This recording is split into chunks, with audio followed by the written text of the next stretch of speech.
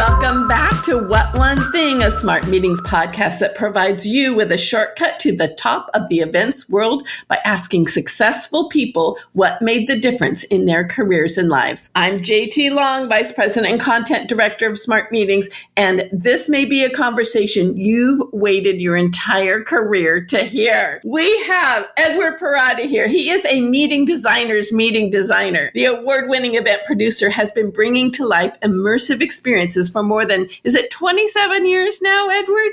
Actually, I guess I could publicly say it. My son is 31, so this year will be 30. Woo! Happy anniversary! And you've been doing it for the likes of VMware and NetApp, and now you're principal of EP Events and Experiences. Welcome. Thank you. Good to be here. Really good to be here. Yes. Well, I am so happy to be in conversation with you because we've got some big world problems to solve here in the next few minutes. So you ready to get started? Bring it on. All right. So how can meeting professionals move beyond the fluff and the first line item cut in a downturn? How can we be seen as essential? I mean, the first question, I'm going to flip it right back to them and say, how do you see yourself? I mean, bottom, how are you showing up? Are you the people pleaser because that runway is very short and you can only please so many people? Eventually you're going to hit a wall. Are you the pessimist? Who are you? What is your professional brand? What's your personal brand? Because we are everything we do is about people. Your professional and personal brand need to be one of the same. And it took a long time for me to understand, with myself. And I'm now at a point where I'm an acquired taste. I know that, but I own it. 100% own it. And nobody is going to look at you in any way until you look at yourself in the right way. So how you show up is 100% how people will treat you. So answer me this. So would the answer to that question change over time? And how did you come to the realization of who you are and how you show up now? It will change over time. The challenge becomes in a company or in a corporation association when you're in the food chain of corporate politics that you can change and grow, but the organization you're currently with tends to not change with you or sees you different. So how you change is each move you make. So when you go into a new organization, that new you and the tools you've learned need to come across from the interview process on. So you already set the stage. You know as well as I do how hard it is to change anyone's perception. It's a challenge. And unless you know that new leadership is coming in, you're going to be stuck in, so-and-so's great, but they kind of whine, right? Even though you haven't whined in 5 years, it is inherent quality, and I say that word in the negative side, that people latch on to the negative of other people more than the positive. So it can change, but know that it will change as you progress through your career in different organizations and different roles. Because you have to change in your own mind as well, not just the mind of others. So how did you go from the order taker to the strategist? Well, I think if you asked my mother, I was never an order taker. I was always, actually, let's level set right now. What level of language am I allowed to use? Oh, this is about being real here, okay? So just tell us. So big surprise that I was always a pain in the ass when I fell into this world. And I literally fell into this world. Extremely insecure in what I was doing, how I was showing up. So I was a people pleaser and I did go down the path of the order taker. When I started realizing that the people I'm taking orders from had no clue what the hell they were doing is when the lights started going on. Did I piss people off? 100%. Did I make people uncomfortable? Yes. But at a certain point, I realized that my job wasn't how many coffee cups are out there and whether or not the screens are turned on. It's kind of like when you talk luxury with hotels, right? I don't want to hear about the thread count of the sheets. I expect you to have the thread count with the sheets, right? So I expect an event professional to already have those skills. What I learned was I need to start opening my mouth and having my voice to start giving them what they need, not what they want. And those conversations, as much as they're challenging, and it does put you in a very insecure place with leadership, they need it. And if they don't respect it, I'm just going to go for it. If they don't respect it, then you move, because nobody can fault you for doing anything positive for the business, to push the business forward. If they're calling you out on things, it's because of the leadership's insecurities, not because of the business. So if they tell you, you don't collaborate or you don't partner, stop. Don't even think about it. Take a step back and think, are they talking about them? Are they projecting? Or are they talking about everyone else?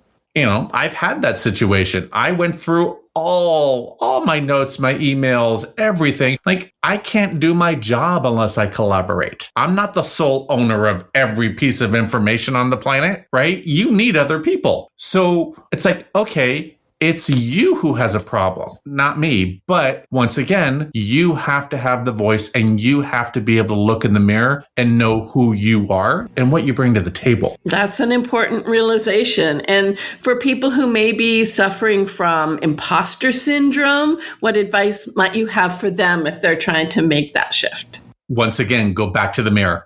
Go back to the mirror. We all have it. We all have imposter syndrome. If anyone tells you they don't, they're full of crap. But it is, there are individuals who are better than us. Okay, I'm not the end all answer. There are people stronger in what we do than myself. I, though, now know what I bring. I know the value that I bring to the table, and I fit a very particular niche in our industry that no one else does. And I know that for a fact. So that imposter syndrome isn't gone, but it's put over on the shelf, right? I know it's there. I acknowledge it's there. And that's the extent of its power, because we're all going to have it. I mean, as we've talked before, just even navigating the Hollywood landscape and all of that, their sole job is to put you down. I don't care what anybody says. There's nobody creative in Hollywood. Oh, and I'm going to hear this one. Everybody does the same thing. It's turn and burn. They don't want to do anything new until someone else does it, but no one else wants to do anything new because no one else did it. So at what point do you just say, to hell with it? This is what I do. This is what I bring to the table. You don't have to buy it, but I'm going to be true to myself. And the more you do that, the more, once again, the imposter syndrome can be put over here. It's not going to go away. It won't go away. And don't convince yourself it will. You just acknowledge it and say, hi, good morning. I don't need you today. Well, and I also want to talk a little bit about what the strategist job really is and why it is so important to move to that level. So what would be a job description or a day in the life of someone who is truly a strategist instead of a logician? If your audience doesn't know, they will know at the end of this that I tend to lead a lot with humor, probably more sarcasm, but humor. I would say the first thing is to realize that 50% of the strategist job is psychiatry. Mm-hmm. I joke often that I have toilet paper in my pocket and Kleenex in my pocket because you never know which end you're going to wipe, but you need to be ready. To me, the key thing with being a strategist is listening. I've been very fortunate in my career with opportunities. Now, would I say they were handed to me? Absolutely not. Nope. But what did I do? I would figure out ways to slowly, over time, get invited to the meetings. Be a fly on the wall. Listen to where the business is going, right? I would, on the corporate side, when you're talking about SKOs and you're talking about the technical events and even associations from fundraising and things like that, you start hearing goals and you start hearing challenges and you start hearing all of that. You're able to have those conversations tied back to the meeting goals, right? So sitting down and talking about an event, we'll just do a sales kickoff right now, right? Having a conversation with the CRO about a sales kickoff and them saying they want to be lowered from the ceiling like the opening of Pippin and Ben Vereen. Oh my God, I showed my age again. I have to stop that. And then turning around and saying, that's great. I understand. That tells me you want a lot of ballyhoo. However, what I also know is, third quarter numbers aren't trending where they need to go. Fourth quarter is looking like it's kind of in the toilet. So from a ballyhoo perspective, let's talk about how do we make that more of a show so that they feel the message versus polarized words that you've been beating them over the head with, right? I hear companies all the time using, and I see it all the time, and I got in trouble on LinkedIn because I responded to somebody's picture with an ed response where they had the word disrupt on the screen. And that was the picture they chose to show out there. Set looked beautiful. Colors are beautiful. Graphics were phenomenal. And then this word. And my response was, what did you do during the event that was disruptive? And they're like, well, the company does this, the company, like, I'm not asking about the company. Right now, that is a polarized word that everybody in America uses to death. So did you give your audience an experience, even a brief moment of total and utter disruption to the meeting that then your leadership could get on stage and turn it around and wrap it in the bow of what disruption now means to them? That's how you get them to start looking at you as a strategic leader, is start thinking past today. You need to look 3, 4, 5 years out of where the business, the association wants to be. You need to figure out a way, and every culture is different. You need to figure out a way to get that data, get those buzzwords, understand where the business is, and then you sit back and back into it from an event perspective. And okay, so we have 5 years of kickoffs coming up. We want to be this when we grow up. So this year we're going to integrate this and we're going to handle it this way. By next year, that's already going to be expected. So now we're going to do this. And then that's having them look at you differently. You're not the cup counter. You're not the order taker. You are probably handling the second or third biggest spend next to an HR in a company. So if they're viewing you in that way as a cup counter or just logistics, get the hell out of there. So if I'm hearing you right, it is listening, thinking long term, and speaking in the language of events to promote the message in a way that people can not just hear but feel, right? Yes. Well, but also speaking in the corporate language. Mm-hmm. So if you're a corporate planner and you would do the same thing with associations, you would do whatever your market is, you need to learn how the executives speak. Mm-hmm.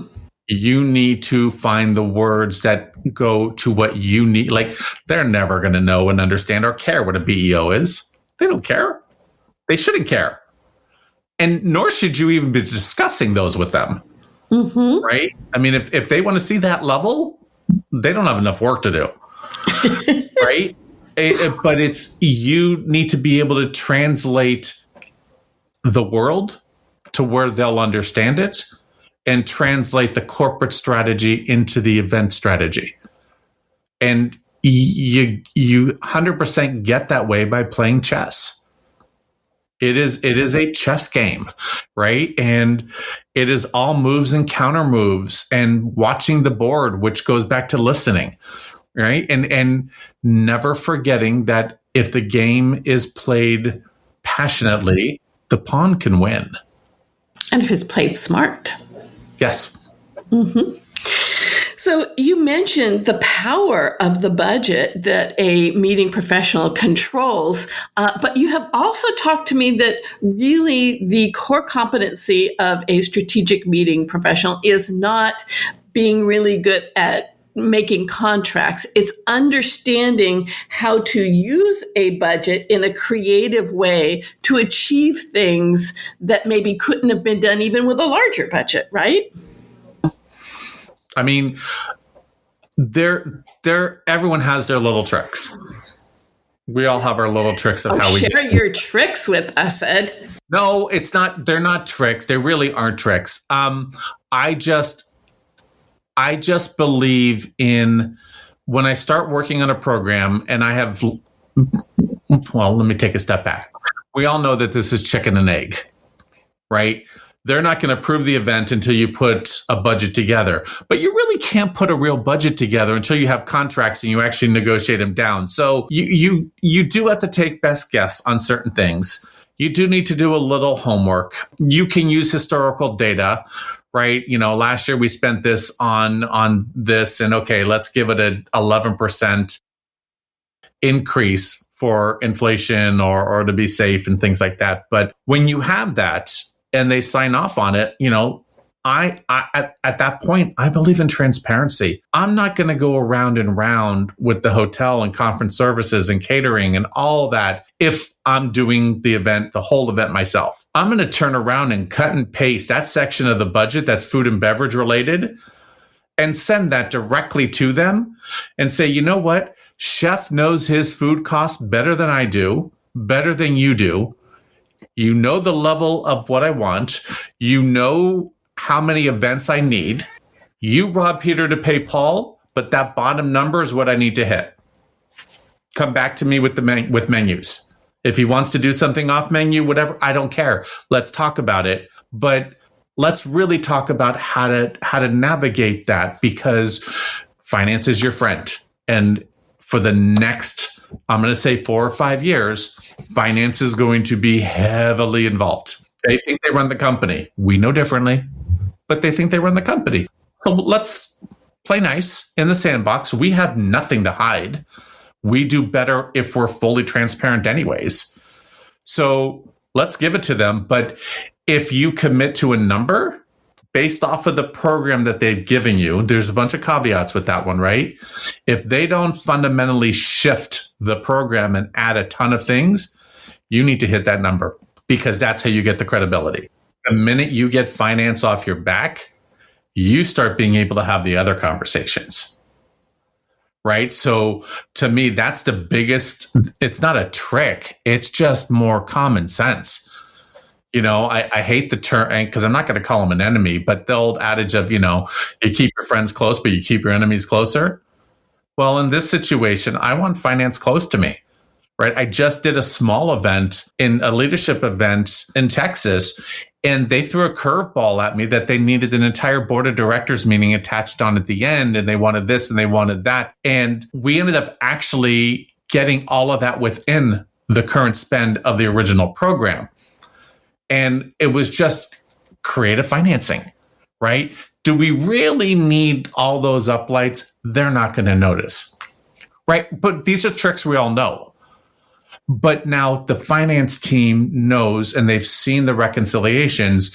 They now know, as an outside person, I've got their back covered. So moving forward, putting contracts in front of them, putting budgets in front of them, I've now got an ally, because I'm not an internal person.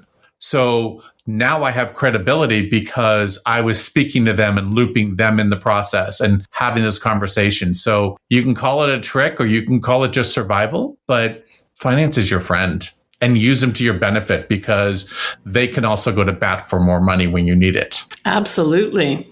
And what about the idea of not just speaking about the spend and the investment, but also the ROI, right? Because everything from culture to sales to human resources, those are all outcomes of what you do. So I am not, by the time I get into the mix, they've already committed and made the mental connection to they're doing the event. So I tend to ignore the ROI because they've already committed to the investment. At that point, I'm more committed to the return on the objective. What is the objective? We know that in certain sales meetings or user conferences, they want to develop pipeline and they've got infrastructure, thank you Salesforce, to kind of drive all that and calculate all that. But at the end of the day, our goal should be the return on the objective. And what is it? I look at my job no different than I would look at a Broadway producer. It is my job to find the money, find the writer, get the script, hire the cast, hire the right director, build the environment, oversee it all that so that the audience hears and feels and sees the message. And that to me is the objective. at anything. I don't care if it's a wedding. I don't care if it's a corporate meeting. The objective is whatever the message is. The audience needs to internalize it. You are the ultimate producer. Well, and it is kind of funny. I actually have a soundbite with an interview I did with Betty Buckley, and she called that out. I didn't start using that analogy until she said it to me. And she just looked at me and she was like, what you do is this. And of course, my first response was, well, that's my visual of a Broadway producer is not that positive. But I understand the nuances now with it, because it is. We, to really make it simple, we're the conductors of the orchestra. And that the end game is always the audience. That is it. If you lose sight of your audience, forget it. Makes complete sense. And it leads us to the reason that you and I are here today is so that I can ask you, what was the one thing that made all the difference in your career and your life? What did you do that our community of meeting professionals can learn from and maybe do in their life so they can be just like you, Ed? I'm sure somewhere in the house right now, my husband is saying, oh God, please don't make more Eds. What's the one thing? Honestly, I don't know if it was one thing. I really don't. I mean, most recently, I would say, have a stroke and navigate cancer. That'll change your outlook on life, right? Which actually really did. But I'm gonna a little bit of a personal story. So, about 12 years ago, my aunt passed away. And we were at the reception after the funeral. And my father and I have never been that close. And he came up to me. We're outside. He came up to me and he just started small talking. And the smart ass in me just starts thinking, what are you, dying? And he looked at me and he's like, I've just been thinking. And he's like, I think I need to apologize to you. And once again, are you dying? And he was like, no, and he started rattling all these things off from my childhood, that I was, don't get me wrong. My parents are great providers. I didn't want for anything except them, right? Everything else was fantastic. But my theater love, he didn't support right. I mean, I was not the boy that he wanted or expected. So, there was never that relationship, but he started to rattle things off. And when he was done, surprising that I actually let him finish. But when he was done, I looked him in the eye and I'm like, I don't know if you need to apologize. And he was like, what? And I'm like, well, I spent my entire life trying to get your attention. The only way I thought you would respond. I don't think I would be standing where I am right now with the career I have right now if I didn't feel the need to do that, if there wasn't that drive. So I'll accept the apology, but I don't know if it's needed. So because, right? And to me, it's all those things, and it keeps going back to the mirror, right? Who the hell are you? What do you stand for? There comes a point, and maybe wisdom comes with age. I don't know. Or we're just exhausted of constantly being passed over, whatever it is. But at a certain point in your life and in your career, you have to realize that you own that. No one else does. You're not beholden to anybody. You make choices, right or wrong, good or bad. Own them. You either spiral up on them or you spiral down on them. But realize that you and you alone walk through every door. And to me, that realization, and when did that happen? That's a slow burn.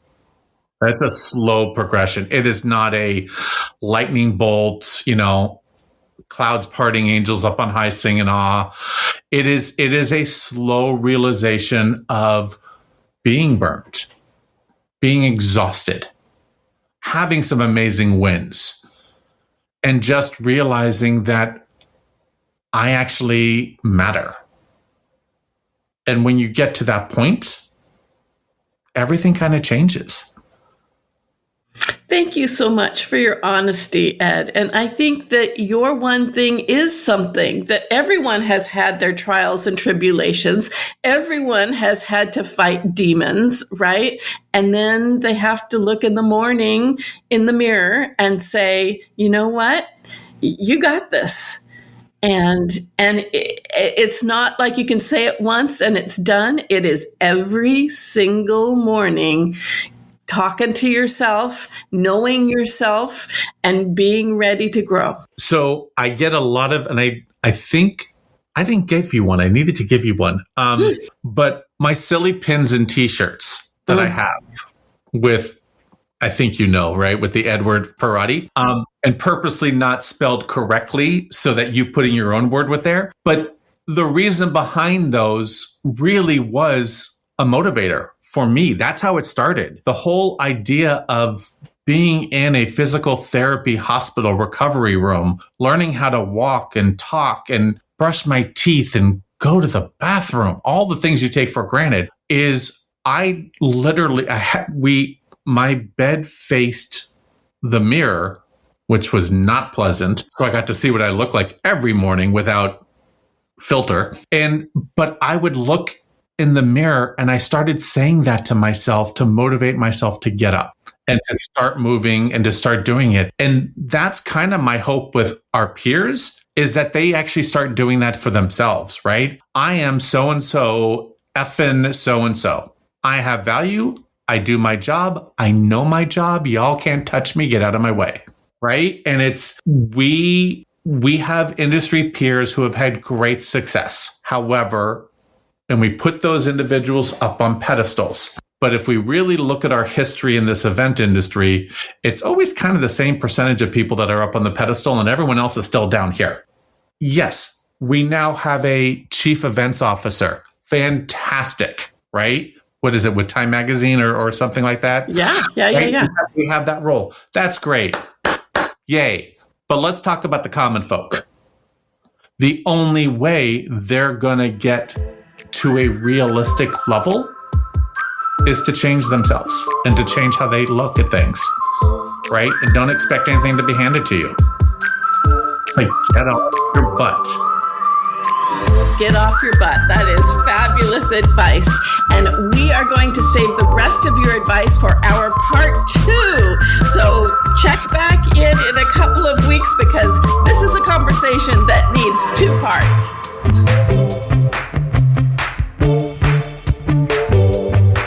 Smart Meetings, What One Thing was produced by Bright Business Media. Visit smartmeetings.com to subscribe to your daily dose of inspiration.